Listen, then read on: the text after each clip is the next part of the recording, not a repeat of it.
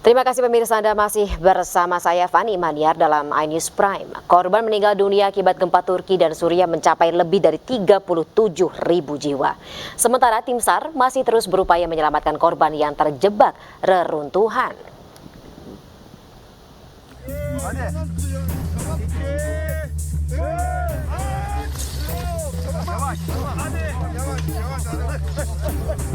Regu penyelamat bersorak-sorai saat berhasil menarik seorang korban selamat yang tertimbun runtuhan selama lebih dari 200 jam di Adiyaman, Turki.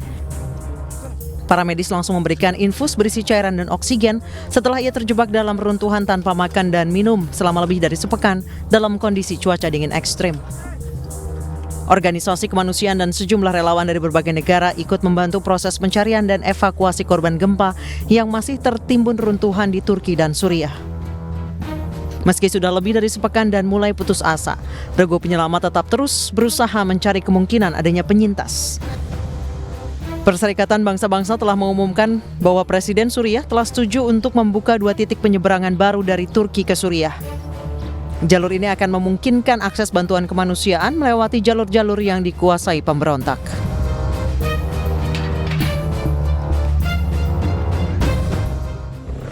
Dari rompi yang warna hitam sampai ujung. Pemerintah Indonesia mengirimkan paket bantuan untuk korban gempa Turki dan Suriah. Tidak hanya bantuan logistik yang berisi kebutuhan pokok dan obat-obatan, pemerintah Indonesia juga mengirimkan relawan dari beberapa instansi dan organisasi dengan jumlah total 119 orang. Relawan terdiri atas beberapa tim, diantaranya tim medis, tim evakuasi, dan tim distribusi logistik. Bantuan dan relawan yang dikirim ke Turki akan bergabung bersama tim relawan yang berasal dari negara lain. Tim ini akan mendarat di kota Adana, Turki, dan langsung mendistribusikan bantuan ke beberapa kota terdampak gempa lainnya. Pemirsa, saat ini Kepala Badan Nasional Penanggulangan Bencana Republik Indonesia, Legend TNI Suharyanto, sedang melepas tim kemanusiaan yang akan diberangkatkan menuju Turki dan Suriah untuk membantu mendistribusikan bantuan kemanusiaan terhadap korban gempa bumi 7,8 magnitudo yang melanda Turki dan Suriah pada tanggal 6 Februari 2023 yang lalu. Dan saat ini tidak hanya tim relawan yang diberangkatkan dari berbagai instansi pemerintahan di Indonesia, namun juga berbagai bahan logistik dan kebutuhan pokok juga akan dikirimkan dan didistribusikan melalui kota Adana yang nantinya akan didistribusikan ke kota-kota lain yang terdampak gempa berkekuatan 7,8 magnitudo di Turki dan Suriah. Dan saat ini saya berkesempatan untuk ikut di dalamnya, ikut serta membantu mendistribusikan dan membantu tim relawan bersama-sama yang berangkat pada hari ini tanggal 13 Februari 2023 menuju Turki. Bantuan dan tim relawan berangkat dari Bandara Halim Perdana Kusuma Jakarta pada hari Senin pagi dan diperkirakan akan tiba di kota Adana, Turki hari ini. Dari Jakarta, Davi Pratama melaporkan. Ya, pemirsa, pemerintah Indonesia mengirimkan bantuan kemanusiaan untuk korban gempa di Turki. Bantuan kemanusiaan terdiri dari bahan logistik serta 119 orang tim relawan. Dan kita akan terhubung bersama dengan rekan Camar Haenda di kota Kahramanmaraş, Turki untuk melihat seperti apa situasi di sana saat ini. Selamat sore waktu Turki.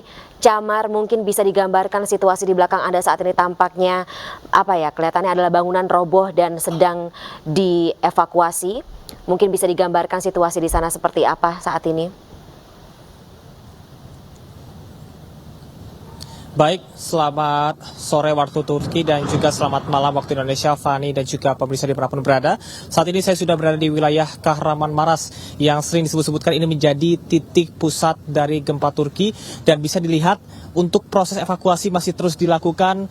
Rata-rata ini bangunan baik perpustakaan, kemudian juga rumah sakit, sekolah, semuanya luluh lantah oleh gempa bermagnitudo 7,7 dan juga 7,8. Kami juga melihat melihat bahwa ada sanak keluarga yang masih menunggu untuk proses evakuasi dilakukan, dan mereka, informasi kami dapat, ini 8 hari 8 malam menginap di sini untuk masih berharap bahwa adanya jenazah keluarga yang mereka temukan. Dan yang paling menjadi sebuah pesan bagi kami yang hadir di sini adalah bagaimana masyarakat Turki begitu gigih dan tidak pernah ragu akan kekuasaan Tuhan, dan mereka masih berharap di 8 hari ini bahwa keluarga mereka masih hidup. Tadi kami melihat ada sejumlah bangunan yang sudah dilakukan evakuasi dan sedang dilakukan evakuasi, terutama untuk bangunan-bangunan perkantoran.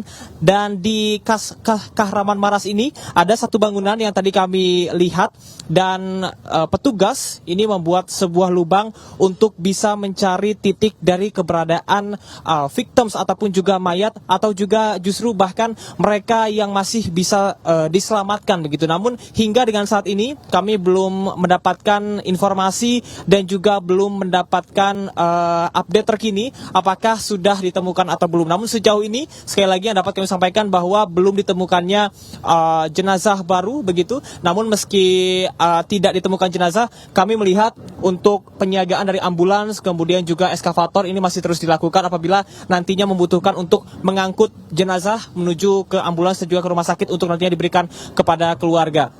Saat ini Fani dan juga pemirsa, yang menjadi permasalahan ataupun juga yang menjadi kendala berkenaan dengan cuaca. Mungkin Fani dan juga pemirsa melihat di sini tidak dingin begitu karena cerah dan juga terik, utamanya pada siang hari. Namun ini bisa saya sampaikan bahwa suhu mencapai -3. Tadi siang ini sekitar 3 derajat Celcius, dan pada malam hari ini bisa -10 derajat Celcius. Apabila kita melihat kepada jenis bangunan yang ada di Kahramanmaraş ini, memang jenisnya adalah bangunan-bangunan tua sehingga sangat mudah untuk rubuh begitu. Dan bisa dilihat pula bahwa bangunan-bangunan yang masih berdiri kokoh ini sudah dikosongkan dikarenakan dikhawatirkan bisa mencederai masyarakat ataupun juga orang yang ada di dalamnya, sehingga saat ini untuk Kahramanmaraş ini sudah steril begitu, hanya ada sejumlah volunteer rescue dan juga sanak keluarga yang masih menunggu. Itu pun diberi batas polis lain agar untuk proses evakuasi bisa berjalan dengan lancar. Sekali lagi Fani dan juga pemirsa, kami masih menantikan bagaimana proses evakuasi yang dilakukan oleh para petugas, dan kita harapkan, kita doakan bersama bahwa petugas ini bisa melakukan evakuasi dengan baik, terutama terkendala cuaca. Ini sangat dingin sekali Fani dan juga pemirsa. Saya sampai menggunakan 7 lapis pakaian, ada jaket, kemudian juga ada rompi tebal, ada kardigan dan juga 3 kaos yang saya gunakan, tapi saya masih terasa dingin, seperti memasukkan tangan ke dalam freezer, sehingga kita harapkan bersama bahwa petugas ini tetap kuat dan juga tetap tegar untuk bisa melakukan proses evakuasi bagi korban bencana gempa Turki ini. Sementara demikian, Fani, kembali ke Anda. Ya, tidak hanya bertugas juga, tetapi juga untuk Anda, Camar dan juga tim yang berada di sana, sehat selalu.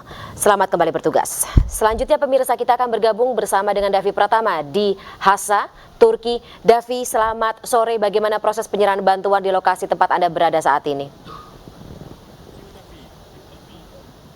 Ya, selamat petang waktu Turki, Fani. Saat ini saya berada di wilayah Hasa, Provinsi Hatay, Turki, di mana tadi bantuan dari pemerintah Indonesia melalui tim EMC, Emergency Medical Team, ini sudah sampai di sini. Kemudian logistik juga sudah diturunkan dari truk kontainer, berbagai macam barang dan kebutuhan pokok. Ini menjadi barang yang akan didistribusikan kepada warga terdampak, khususnya warga lokal di Hasa, Turki ini. Dan tidak hanya dari bahan-bahan logistik dan kebutuhan pokok yang dibawa pemerintah Indonesia untuk membantu warga terdampak gempa, namun juga relawan yang tergabung dalam tim Emergency Medical Team ini juga sudah membangun tenda-tenda khususnya untuk rumah sakit lapangan. Seperti yang bisa Anda saksikan, saya akan menunjukkannya kepada Anda. Di sebelah kanan saya ini adalah tenda untuk rumah sakit lapangan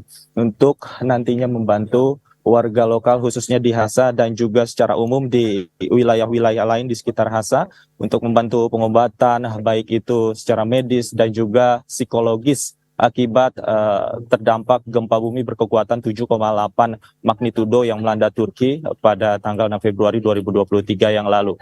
Tidak hanya keperluan medis dan juga pendampingan dari tim kesehatan kepada warga terdampak, namun juga distribusi seperti yang Anda saksikan, Fani dan pemirsa, ini juga sudah diturunkan berbagai kebutuhan pokok seperti genset, generator untuk kebutuhan listrik, kemudian juga obat-obatan juga sudah disiapkan, dan juga yang tidak lebih penting adalah kebutuhan pokok makanan dan minuman yang tentu sangat diperlukan bagi warga terdampak gempa bumi berkekuatan 7,8 magnitudo yang terjadi pada tanggal 6 Februari 2023 yang lalu. Saya saat ini bersama dengan tim sudah melihat atau mengecek di atas lahan seluas 2.000 meter ini yang nantinya akan dijadikan posko-posko bantuan khususnya dari pemerintah Indonesia khusus untuk Turki. Tadi juga Duta Besar Republik Indonesia untuk Turki mengatakan ada 2 kendala sebenarnya yang ada khususnya di wilayah Hatay Turki ini. Yang pertama,